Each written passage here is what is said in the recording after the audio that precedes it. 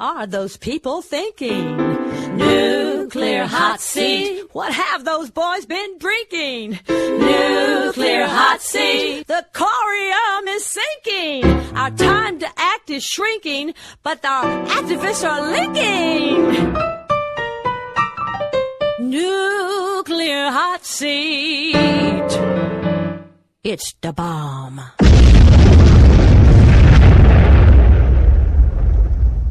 Welcome to Nuclear Hot Seat, the weekly international news magazine keeping you up to date on all things nuclear from a different perspective. My name is Libbe HaLevy. I am the producer and host, as well as a survivor of the nuclear accident at 3 Mile Island from just 1 mile away. So I know what can happen when the nuclear so-called experts get it wrong. This week, we continue our coverage of the nuclear nightmare in North St. Louis, where a Superfund site containing 72,000 tons of illegally buried World War II-era Manhattan Project nuclear waste is in the path of an underground fire that has been burning for 5 years. We hear first from Ed Smith of the Missouri Coalition for the Environment on current legislation pertaining to this situation and what we can do to support it. And then we get an update from the moms with Dawn Chapman, an admin with the West Lake Landfill Facebook page. Plus our regular Numnutz of the Week, Nuclear Regulatory Commission, duck, and cover report, activist shoutouts, a very special final thought based on what I shared in that same spot 2 weeks ago, and more nuclear information than the COP21 Climate Change Summit in Paris is allowing in its main forums. All of this coming up in just a few moments. Today is Tuesday, December 1st, 2015, and here is the week's nuclear news from our perspective. For those watching the COP21 climate change negotiations in Paris, know that according to an announcement by the World Nuclear Association, the nuclear industry is promoting 1,000 gigawatts of new nuclear capacity as being necessary to support climate change. Know that their talking points have been planned, the articles coordinated, their presence orchestrated, and they will do anything to win. To be continued.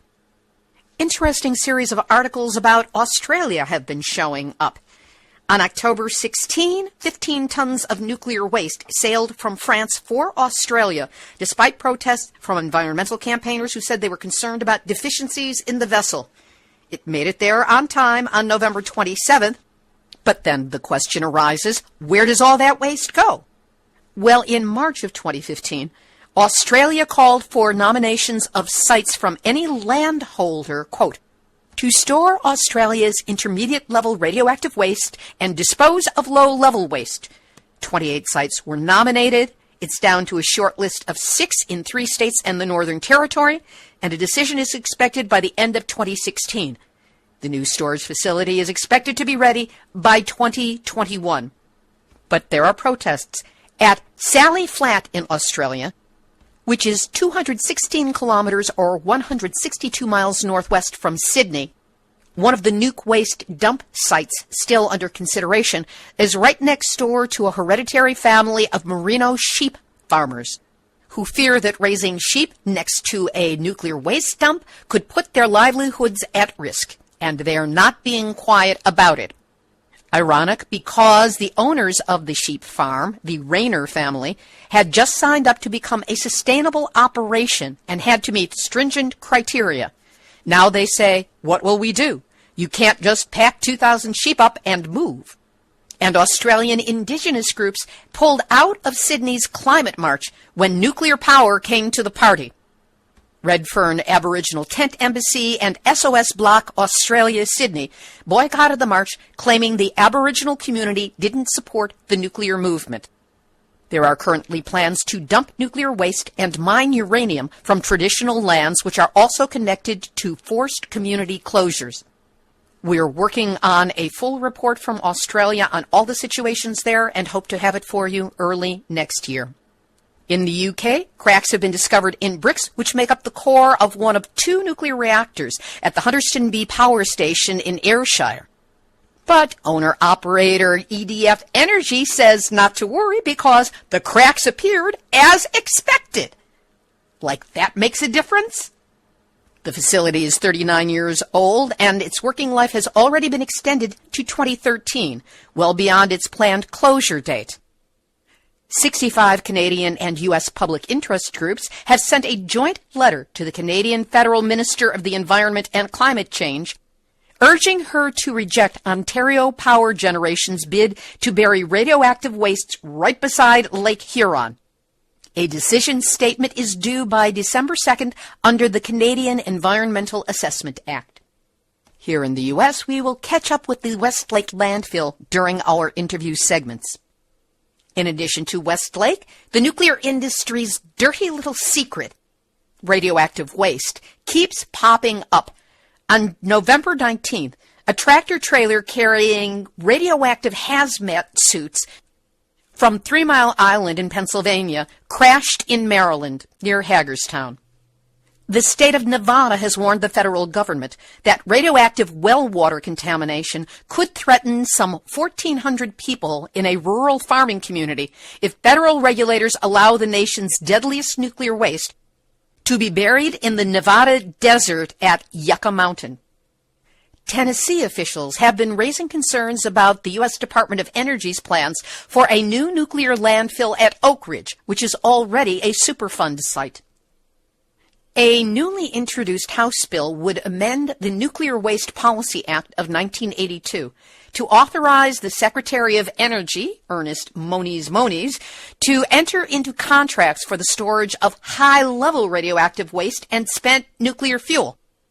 This opens the possibility of building a temporary, quote-unquote, there's nothing temporary about nuclear, but what they're calling a temporary high-level nuclear storage site in rural West Texas, something which previously was not permitted by law. And the Energy Department has proposed a 17-year delay in building a complex waste treatment plant at its radioactively contaminated Hanford site in Washington State, pushing back the full startup for processing nuclear bomb waste to 2039, as opposed to the current deadline of 2022. Over to Japan, where in Fukushima Prefecture, 11 people aged 18 or younger at the time of the 2011 triple meltdown of the nuclear reactors there were recently diagnosed with thyroid cancer, bringing the number of confirmed cases to 115 since the accident began on March 11, 2011. In a possibly related story, the government officials of Kamakura City, which is 350 kilometers or 217 miles from Fukushima, measured 171 becquerels per kilogram of cesium from the earth of a playground of an elementary school. They collected samples at 25 elementary and junior high schools, and cesium-134 and 137, the signatures for Fukushima, were detected at 22 of the 25 schools. The underground wall around the Fukushima reactors has started leaning, with cracks of up to about 1 centimeter in the seawall. Not exactly holding back the water, guys. And now, Nuclear hot seat, nuclear hot seat, nuclear hot seat, Numnutz of the week. In Minami-Soma, in Fukushima Prefecture, a research headquarters opened on November 16 to monitor radiation levels from the stricken Fukushima nuclear power plant around the clock. Sounds good, right? But listen to the statement from Fukushima Governor Masao Uchibori. He said, "The center will conduct more minute and precise radiation monitoring and release accurate data to the public to dispel the anxiety of Fukushima residents and negative publicity about radioactive contamination." There you have it. It's the admission that this is not about science. It's about propaganda. The concept is compromised from the start. In addition to prefectural officials, around 15 workers of the Japan Atomic Energy Agency, yeah, they're going to be neutral, staffed the facility on a full-time basis to provide their quote-unquote expertise in developing monitoring methods. Oh yeah, I'm sure they're going to be really creative when it comes to developing those monitoring methods, since they already know what their marching orders are and what they are supposed to find. And that's why research headquarters to monitor radiation levels in Minami-Soma, you and everybody who runs you, are this week's Nuclear Hot Seat, Numnutz of the Week. We'll have this week's featured interviews in just a moment. But first, today is Giving Tuesday. It's time to give back to the organizations that represent your beliefs and thoughts. If you wish to make Nuclear Hot Seat the recipient of your giving, to support the work of bringing you the most up-to-date, verifiable information on nuclear issues around the world, we would sure appreciate it.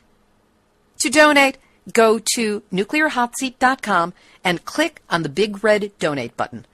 You can donate either through PayPal or directly from your credit or debit card. And if you prefer to not donate online, you can email info@nuclearhotseat.com for a snail mail address where you can send your donation the old-fashioned way. Whatever you can do to help, it's appreciated, and we thank you.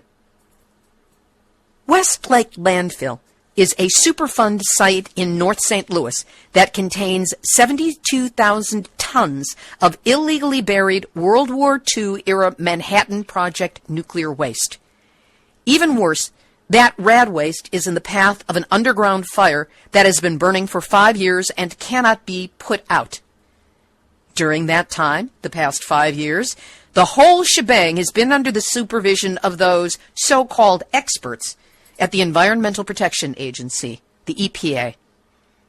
On November 19, a bipartisan group of Missouri politicians, Republican Senator Roy Blunt and Democratic Senator Claire McCaskill, along with Representatives William Lacey Clay and Ann Wagner, again a Democrat and a Republican, these four proposed legislation in both houses that would allow the Army Corps of Engineers to take over remediation of the West Lake Landfill under a program that already exists, the formerly utilized Sites Remedial Action Program, otherwise known as FUSRAP. To bring us up to date on what's happening with the Westlake site, Nuclear Hot Seat today has 2 interviews. First, we hear from Ed Smith, who is with the Missouri Coalition for the Environment, on the proposed legislation, what we can expect from it, and what each of us can do to support it. Ed Smith of the Missouri Coalition for the Environment, welcome to Nuclear Hot Seat. Thank you for having me. Start out by telling us a little bit about what the Missouri Coalition for the Environment is and does and how long it's been around. Yeah, so the Missouri Coalition for the Environment was founded in 1969 by a really great group of environmental pioneers in law, education, and conservation. And from there, we have focused on food, water, and energy issues throughout the existence of our organization. Open spaces as well are very important. And one of our co-founders, Leo Dry, his wife Kay Dry, has been a long-time anti-nuclear activist and long-time concerned citizen regarding the radioactive materials in St. Louis that were spread around as a result of the processing of uranium for the Manhattan Project and beyond into the Cold War. So it sounds like you've been aware of the problems with the radioactive waste for quite a while now. Does that include Westlake and the problems at that landfill? Yes. Kay Dry has been focused on Westlake issues since the 90s. And, we've been trying since then to get the Westlake landfill site transferred to the formerly utilized Sites Remedial Action Program, which was created by Congress to clean up nuclear weapons sites around the country and remove radioactive materials from the human environment. What has been your level of success or frustration through these years? There's been a lot of both. We'll start with the frustration, and that's the fact that there was significant political support for the removal of the radioactive materials. The city of Bridgeton, where the landfill is located, did not want to see the radioactive materials stay there. They passed a resolution saying as much. There was an extended period for comment opposing the EPA's proposed decision, between 2006 and 2007, and ultimately in 2008, the EPA decided to cap and leave the radioactive materials at a landfill never designed to store them in the floodplain of the Missouri River with no liner separating the radioactive materials from the groundwater. So the fact that these radioactive materials are going to become more radioactive over the next 9,000 years and not less radioactive due to the chemical processing the materials went through, it's going to be a very hot spot for the next hundreds of thousands of years. And so leaving the radioactive materials there really presents a long-term threat to the drinking water of our region. And most importantly, we have found out that there's been historic fires at the site, and now that there's a smoldering landfill fire, the threat of a fire impacting the radioactive materials is something that we're very concerned about and something that we know the EPA did not even consider in its 2008 decision to cap and leave the radioactive materials there. So that is, that's been a frustration. And as far as success, our organization was helpful in getting the EPA to reconsider that decision. And so in 2010, the EPA agreed to review its 2008 record of decision, which was never implemented. That review process is ongoing. The EPA expects that it will have a decision by the end of 2016. Another success we have is, again, as I stated earlier, we want the Corps of Engineers formerly utilized Sites Remedial Action Program put in charge at West Lake. And just last month in November, we had bipartisan legislation introduced by a Missouri delegation in the Senate and in the House to do exactly that. I want to move on to the legislation now. It was introduced by a bipartisan group of both of your senators to the United States Senate, both McCaskill and Blunt, and also Representatives Clay and Wagner. And in both those instances, they're both Republicans and Democrats represented. But the legislation was submitted on November 19, which was right before the congressional Thanksgiving break. What can you tell us about the legislation itself and what has happened thus far in the 2 weeks since its introduction? What's happened in the 2 weeks since its introduction is that the bill has been introduced and read in both houses and referred to their respective committees. That's where, as they say in the Beltway, the sausage is made. And if we can get it out of committee, that's our next goal, we want to get it on the floor for an up or down vote. We want the process to work here. The good thing about Westlake is that this is not a political platform of either party. Westlake Landfill doesn't fit into the tax and spend debate or abortion or energy or anything like that, which is why we've seen bipartisan support for it here in Missouri. And hopefully the rest of Congress will recognize that and be able to move this forward without some of the problems we've seen with Congress passing bills over the last several years. Right, because this is a public health issue. This is not a political issue. It will impact everyone in that area and potentially far beyond. There's one piece of the legislation, though, that I found troubling. And here I quote directly from it. That nothing in subsection B, it just is a technical thing there, nothing in subsection B creates liability for contamination at the site or, and this really rankles, any actions or failures to act by any past, current, or future licensees, owners, operators, or users of the site. This looks like a giant get-out-of-jail-free card. What is that phrase? What are those phrases doing in the bill at this time? Yeah, well, that's something we're going to have a lawyer look at. But what I've read, when you look at the entire bill together, it really appears that what they're doing is just shifting the legal jurisdiction of who's in charge and moving forward under CERCLA, which is a Superfund law, which the Corps of Engineers, FUSRAP, follows CERCLA, their cleanup sites as well. That needs to be further investigated with a legal eye. Those were parts that were recently updated to the bill that we need to figure out exactly what those implications mean. When last I looked, the bill was posted online on the congressional site, but it did not even have a summary in place, which is, of course, one of the earliest steps in attempting to gain passage. Now that we're heading into the Christmas and New Year's holidays with a congressional recess that begins on December 21st, what are the chances that the bill can gain any traction and action or even pass before the end of the year?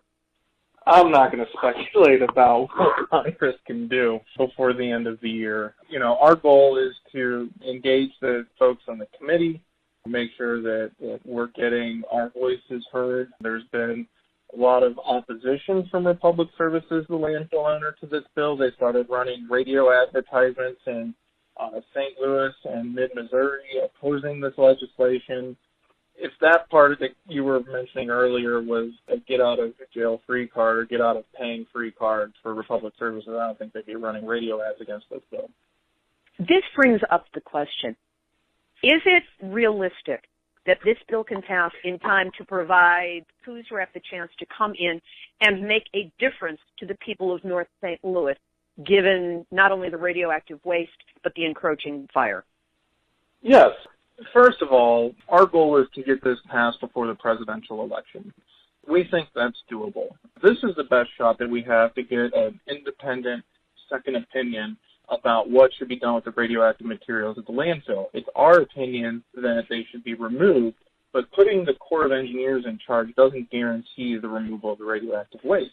But the Environmental Protection Agency has dropped the ball too many times at this site for them to put forth a decision that is going to be accepted by the community given their past problems at this site. Couple that with the fact that all of the radioactive sites in St. Louis related to nuclear weapons, radioactive materials are under FUSRAP, except for West Lake Landfill. Just from an administrative perspective, it would be better to have all of the sites under the same Department of Energy Office of Legacy Management, ultimately, when these sites are cleaned up, instead of having some with the EPA, some with the Corps of Engineers, or the DOE, ultimately. Administratively speaking, it makes sense to have all the information at one spot regarding the radioactive sites in the St. Louis area. Nuclear Hot Seat has a large listenership, an international listenership. If the listeners are motivated to help, which so many of them are, what can they do? In the United States, I would suggest that you contact your congressperson and both of your senators, especially if they're in the committees that the bills were assigned to, which in the Senate, it's in the Committee on Environmental and Public Works, and in the House, it's in the Subcommittee on Water Resources and Environment. Look up those committees, see if your congressperson or your senator's on those committees. That's the next step. But regardless, they should be contacting their federally elected officials and asking them to support H.R. 4100 and S2306. Both can be found on congress.gov. And if people wish to follow any updates from the Missouri Coalition for the Environment, where can they go to receive that information? Go to our website, moenvironment.org. We have an entire section dedicated to what's happening at the West Lake Landfill. Follow us on Facebook and Twitter, and folks can sign up for emails specifically about West Lake Landfill that we send out. And I'd also encourage people to join the Facebook group West Lake Landfill, run by the moms, Just Moms STL, where information is updated daily, way more than the emails that we send out. Ed Smith, thank you so much for your assistance in this, and do keep us in the loop so that the listeners of Nuclear Hot Seat can have the most up-to-date information about what's happening at West Lake. Absolutely. Thanks for having me. My pleasure. That was Ed Smith of the Missouri Coalition for the Environment. You can learn more by going to the group's Facebook page or their website, moenvironment.org. Next, we talked again with Dawn Chapman, who is our guest on Nuclear Hot Seat 227. She is a mom who lives within 2 miles of the West Lake Landfill and who volunteers as admin for the highly informative Facebook site, West Lake Landfill. Dawn Chapman, thank you so much for being my guest again this week on Nuclear Hot Seat. Hi, Libbe. Sounds like you've been awfully busy with what's going on with West Lake. It has been insane. I have literally sat in this chair now for 5 hours straight today, on conference calls, manning social media, making other phone calls. And it's the holiday season, so obviously it's crazy because of that for other reasons, but this issue has really started to peak. I'd like to explore what that peak looks like from your perspective. First of all, what has been happening since November 19, when the bipartisan senators and congressional representatives from your area filed legislation in Congress to have West Lake put under the Army Corps of Engineers FUSRAP program? The best way to describe what has happened since our 4 congressional delegates introduced legislation to move it to FUSRAP is we've come under heavy fire from all angles from the corporations. Every strategy, every PR strategy imaginable that's been used in situations like this across the nation and other situations is being deployed on this community right now, and it's very difficult to fend it off. I think the most important thing is the legislation that was sponsored, it took us 3 years to get that. We achieved that through education and through meetings and really pleading our case over and over, having to disprove EPA documents, having to show math errors in EPA documents. You know, one of the things that we've had to educate these elected officials on is the fact that the EPA has had several math errors in their documents.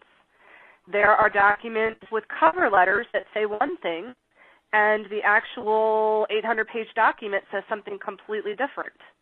These are things that take time when you're meeting with somebody.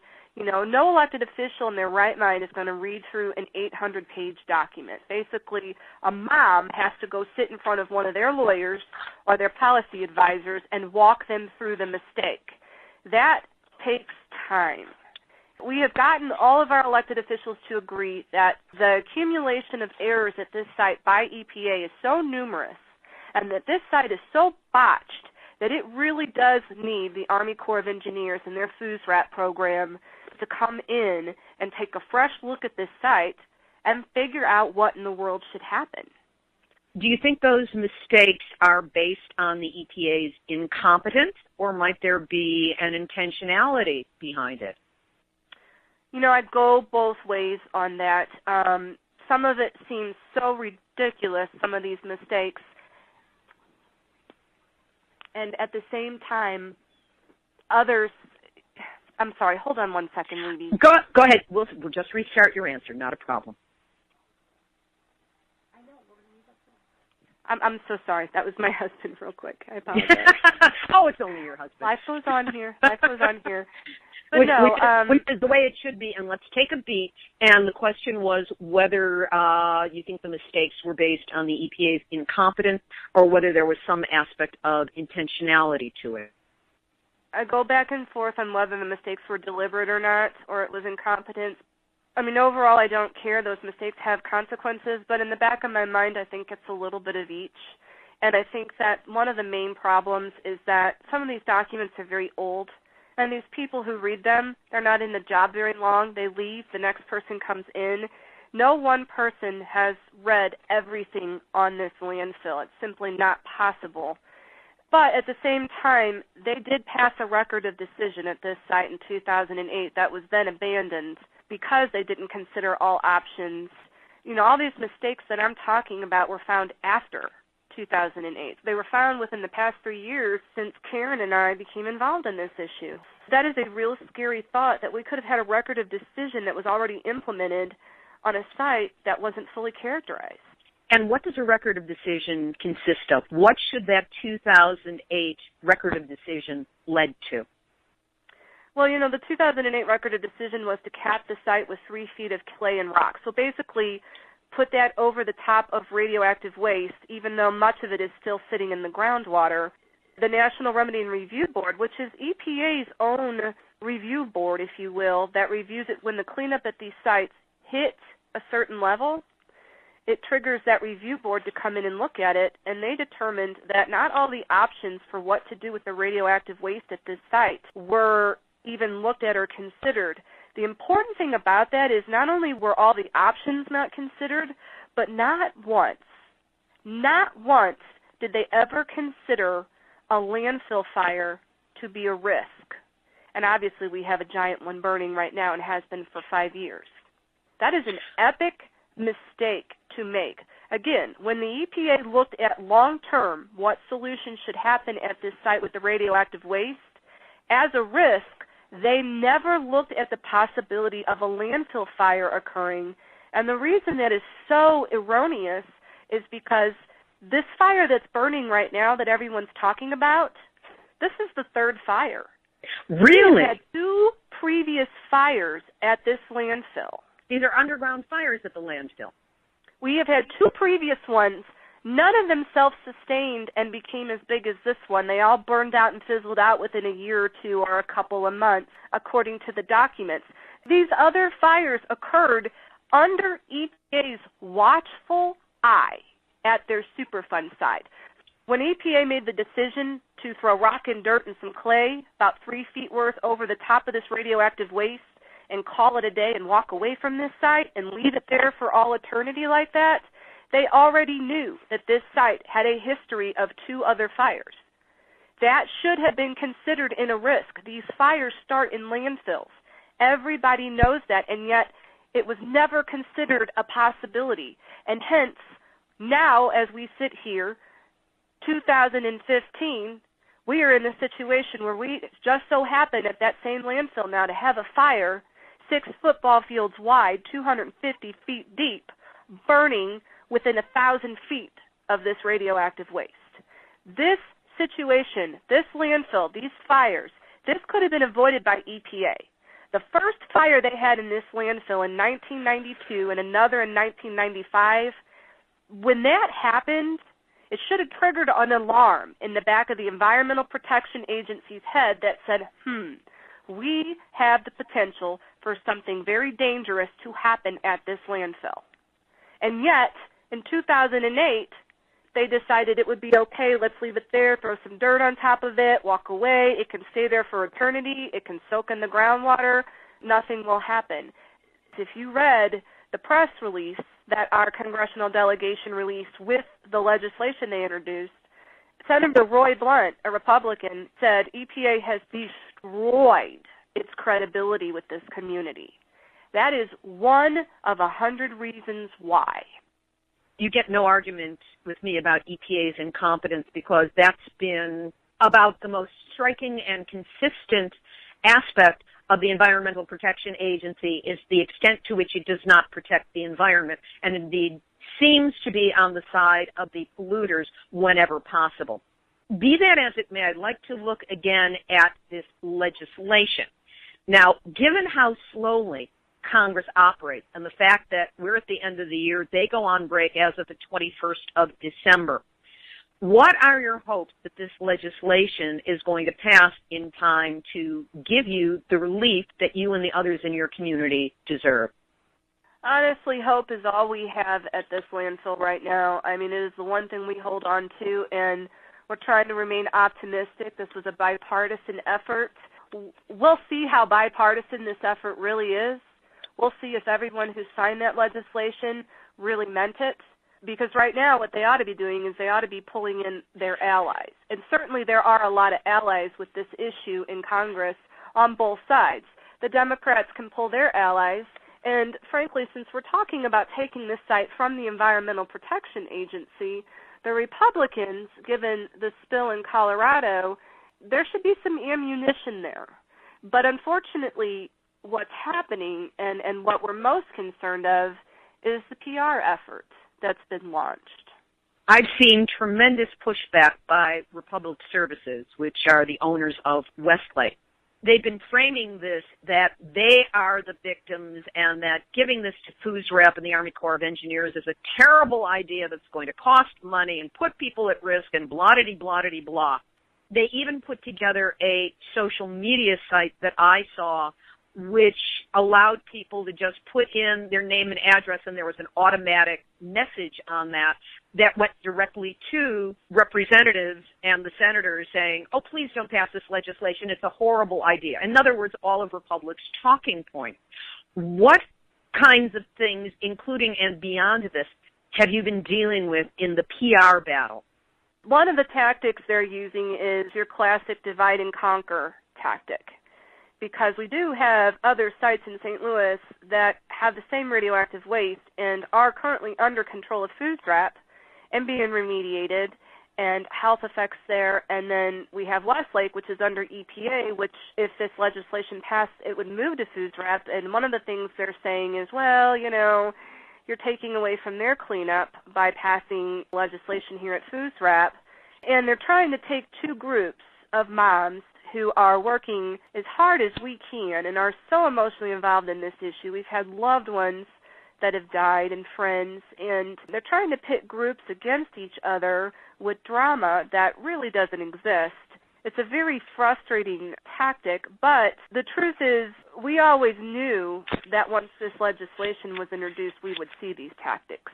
It's very discouraging to the people that are reading and seeing it because they do feel under attack, but it's hard to explain that that's because we're winning. Of course, because they would not be getting this angry or hysterical if you had not made the progress with the visibility that you have to break this story out in the public. It's no longer in parentheses. It's gone national. It's actually gone international because the whole world is watching what is happening in St. Louis. In terms of the groups being put against each other, and I think you were referring to the moms groups around another site that didn't want to have resources taken away from their cleanup to come here because there are so few resources available. Is that accurate? No, I do not believe so at all. That group, in fact, every ounce of data comes out of that group about illnesses or about how bad this waste is and what it does when people are exposed does nothing but strengthen what we're dealing with here at West Lake and stating, look, you know, it's in some ways it's our future. It's saying, look what happened there and was allowed to happen and what they're finding and what this has done to people, you know, and then here we have a fire approaching radioactive waste here and the possibility, however remote, of some sort of release. You know, it does nothing but strengthen why we need the Army Corps at this site, why we need the experts, and why we need to make sure that this fire never hits this radioactive waste. The hardest thing is it's heartbreaking because people belong to both of these groups. This is not a separate cause. They're two sites that need different things done to them and are under different jurisdictions, but they're the same waste. And because of the way the community is in St. Louis, many people who grew up there live here and vice versa. It's only a couple of miles away from each other. So really what you're going to find is you're going to find an area where this waste overlaps with West Lake. It's almost like, if I could use the term, cross-contamination. And that is an age-old tactic, and it is something that we were ready for. But you have to remember that there is such an emotional component to people who have lost children, and they're seeing this be used against them. And it's, you know, they're very sad and heartbroken by it today. But in the coming weeks, I think it's going to make them angry and more determined. The unity that I have seen from the various sites on Facebook, for example, really heartened me because there seems to be an element of communication and mutual respect and support that's coming out, and none of the backbiting that the other side likes to try and seed between the groups because there might be minute differences in perspective. So what's coming across is that this is a movement that is powered tremendously by mothers on behalf of their children, their families, that it is coordinated between people in slightly different areas who have the exact same concern, and now it's starting to make waves, certainly with this attempt at legislation. I don't know how fast Congress can move on it, but that would certainly be something that we're going to be watching here on Nuclear Hot Seat. It just seems like you are making progress. So that, of course, the other side doesn't like to lose. And they will probably get dirtier and dirtier as time goes on. Yeah, they were baiting us on Twitter this week quite a bit. You know, they would like for us to swing at the other group. I think that they'd forget. You know, it's almost comical at the same time, and then it's like, oh, how low can you go? You know, people have lost children from this. People have lost loved ones and relatives. We're watching our best friends die and wither away from autoimmune illnesses. If they think for 1 minute that we're going to swing at each other, they're wrong. It's not going to happen. It is so big what has happened in St. Louis with this legacy that one group cannot handle the whole situation. There are so many moving pieces about, you know, testing and remediation of different areas and then what's happening with West Lake and the fire. These groups were set up the way they are so that we could focus on all of these issues and overlap in the areas where we overlap, which is we've all been exposed to the same Manhattan Project waste, and stay separate where we need to stay separate, which is this park has this many picocuries per gram and needs to be cleaned up to this. West Lake has this going on. This was designed this way because otherwise there's no way we could stay on top of it if it were all one big picture. I look at it as spokes on a wheel. What are the plans moving forward? Do you have people on your side who are handling the media PR campaign on behalf of you, the mom, the family, the concerned citizens who've been exposed to this waste? Do you have any actions planned? We have a tribunal occurring next week with Lois Gibbs from Love Canal flying in and some of our religious leaders where we're going to have a sort of United Nations tribunal where we're going to get up and testify as to what life has been like, what exposure to radioactive waste and nuclear weapons waste does, personal testimonies, and we're hoping to live stream that. And I don't have the date right now. It literally has just slipped my mind. It's been that busy of a day, but we're looking for a court stenographer so that our testimonies will speak for us. When it comes to PR, we cannot match them money for money, dollar for dollar. We can't match them. But our personal testimonies speak volumes and touch people that their money just simply can't buy and can't touch. So we're looking at the possibility of maybe doing commercials or ads or whatnot. But again, you got to remember, we are literally just moms. So that is an area where if people who are listening would like to get involved in, that's something we could always use help with, you know, because we really are being beaten up PR-wise here. And unfortunately, every time we swing back, it's energy devoted to doing just that instead of focusing on this issue. Fighting a PR campaign is very expensive, but it's also very emotionally taxing. Meanwhile, we still have to fight to get this bill passed. So that is something that the listeners can help with as well. We need people to call up the people that sit on these committees.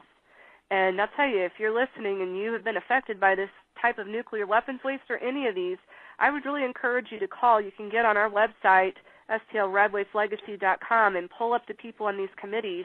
They need to understand that mistakes have been made at this site, and they need to understand from those of you that have been through it before at other sites what happens and what's at stake. We need your help with this. It's going to come down to sheer number of phone calls.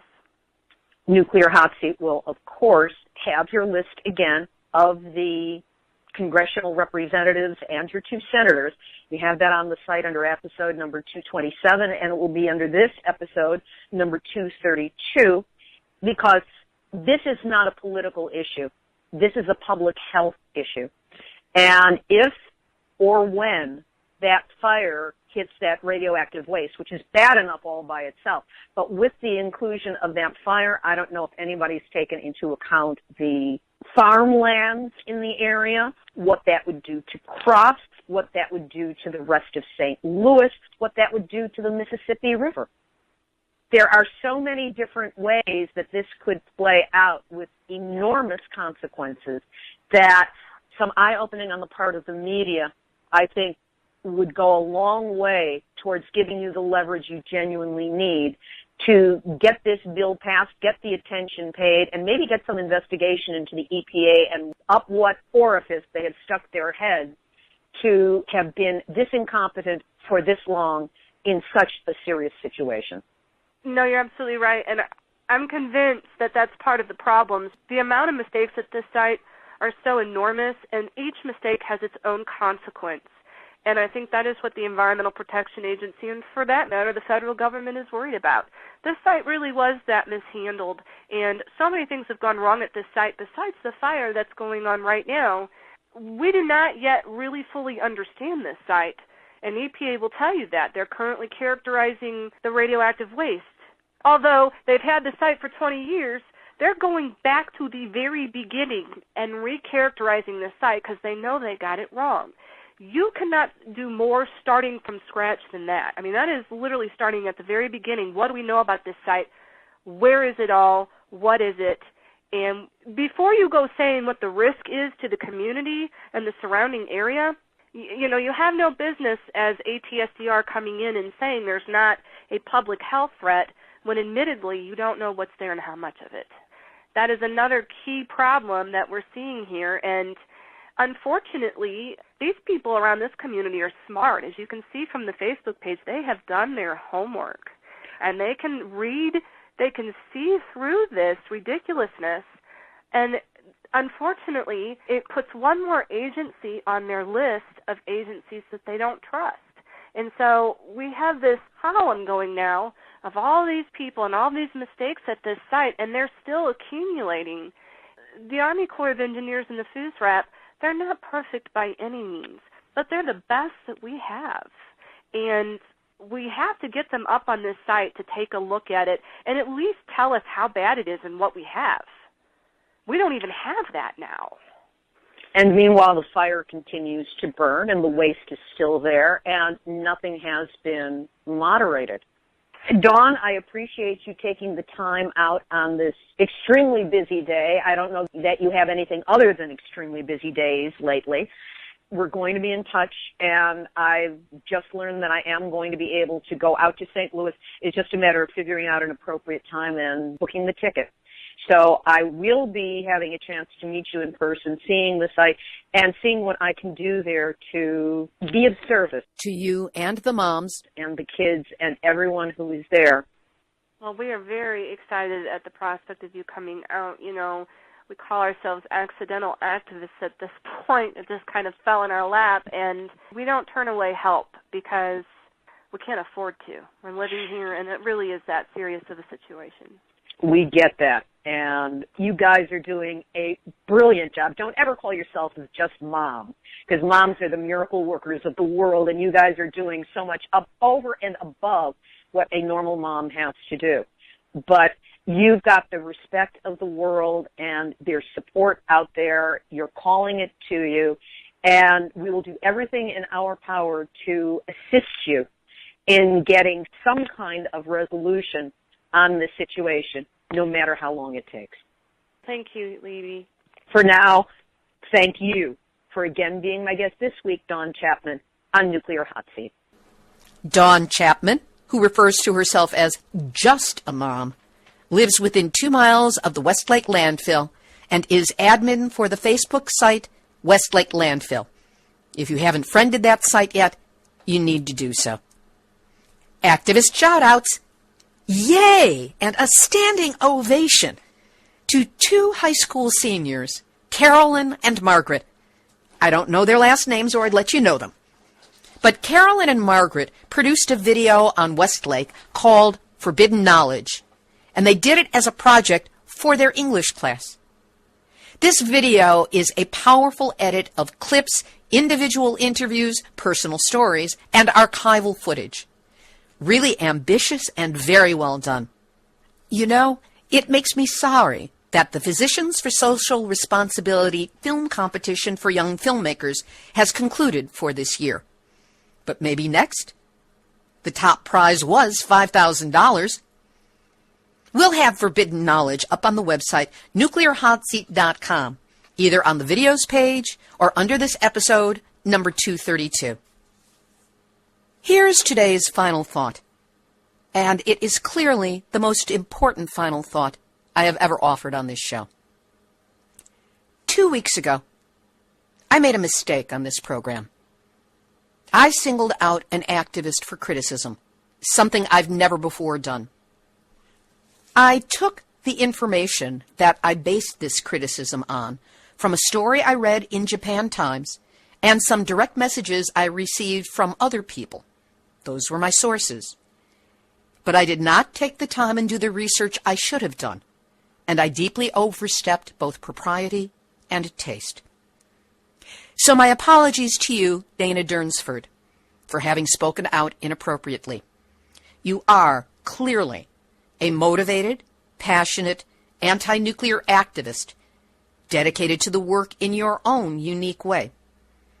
I did not mention you by name previously because I wanted to avoid focusing on personality over principle. But at this point, I think we both know how well that worked. I hope you can find it in your heart to grant forgiveness, as I agree to turn a blind eye to the responses you and others have presented as a result of what I said. Know that I have re-edited my previous nuclear hot seat to remove the offending material wherever possible. This has led me to realize that a movement, our movement, has at least 4 different component parts, all of which are valuable and each of which has to operate within its own framework of logic. The first are the scientists, engineers, researchers, and epidemiologists. These people have to maintain a studied neutrality when it comes to politics if their research and reports are to be taken seriously in the larger world. So though they are doing research that supports anti-nuclear positions as the only sane approach to energy in the world, in order to retain their credibility in front of institutions and agencies that would love to tear them down, these people will never take an overt, blatant anti-nuclear stance. Second, the existing anti-nuclear groups, which have created an infrastructure for communicating with the governmental bodies that, like it or not, govern and regulate or fail to regulate the nuclear industry. These groups do the hard-ass work of slogging through Nuclear Regulatory Commission calls and agency meetings, deciphering intentionally dense languaging, preparing action guides, and interacting with the people who right now have the genuine power to support or sink the entire nuclear industry. And we know which way these agencies usually go. These groups also regularly ask for action from the general public to support their work and positions. Petitions to sign, phone calls to make, showing up at demonstrations. They need numbers to do things like register comments on the NRC site when pieces of garbage like the recent Hormesis petitions show up, or when calls are needed to governmental offices. The third group are the communicators, people with podcasts, Google Hangouts, email lists, and, yes, YouTube channels. Those of us who package the information and try to point people in the direction of making a difference. We can't count on mainstream media to have our backs, so some of us have stepped into the fray to try and pass along the information, digging into it where we can, as deeply as we can, and translating industry gobbledygook into normal English when we have to, so that what we've found can be generally understood. Number 4 are those people who are outside of organizations, people who have the awareness, the fury, the power, and the passion to respond to the nuclear menace. This group would be represented by a lot of the people who have so kindly shared their opinions of me in the past 2 weeks.